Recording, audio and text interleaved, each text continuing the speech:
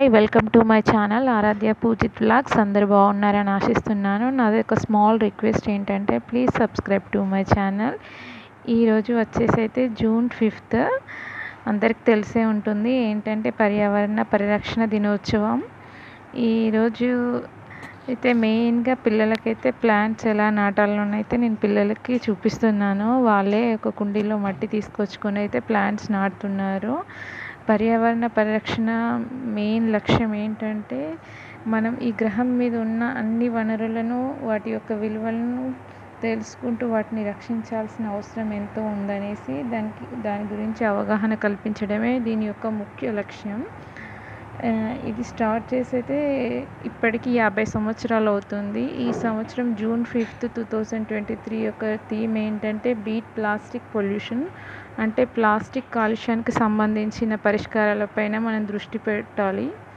Plastic అయితే చాలా వరకు కొన్ని వేల టన్నుల వరకు ప్లాస్టిక్ పెరిగిపోతూనే ఉంది. కానీ అందులో మనం ఒక 10% కంటే తక్కువ కూడా రీసైక్లింగ్ చేసుకోలేకపోతున్నాము. సంవత్సరం ప్రపంచ పర్యావరణ దినోత్సవానికైతే నెదర్లాండ్ ప్రభుత్వం మద్దతు ఇస్తుంది.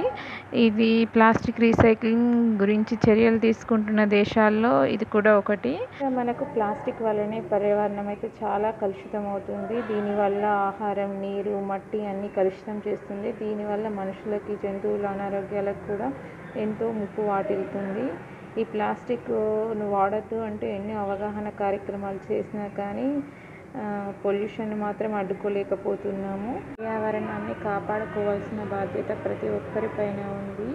దానికోసం ప్రతి ఒక్కరూ మొక్కలు నాటాలి. మొక్కలు నాటడం వల్ల ఏంటంటే పర్యావరణానికి కొంచెమైనా మనం మేలు చేసిన వాళ్ళం అవుతాము.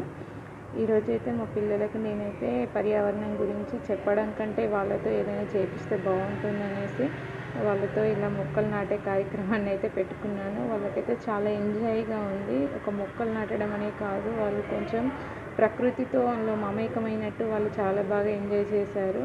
ఒక మొక్కలను నాటడం అంటే ఎలా, దానికి ఫస్ట్ ప్రాసెస్ ఏంటనేది చాలా బాగా తెలుసుకున్నారు. దాన్ని నాటడం అనే కాదు, దాన్ని పెరిగి పెద్ద అయ్యేంత వరకు చేసుకోవాల్సిన బాధ్యత కూడా వాళ్ళపైనే ఉంటుంది. దానికి రోజు కావాల్సిన నీరు ఇవ్వడం, దాన్ని కాసేపు ఎండలో పెట్టడం వల్ల ఏంటంటే దాన్ని ఆహారం తయారు చేసుకోవడానికి కావాల్సిన విటమిన్స్ అన్నీ అది పొందుతుంది.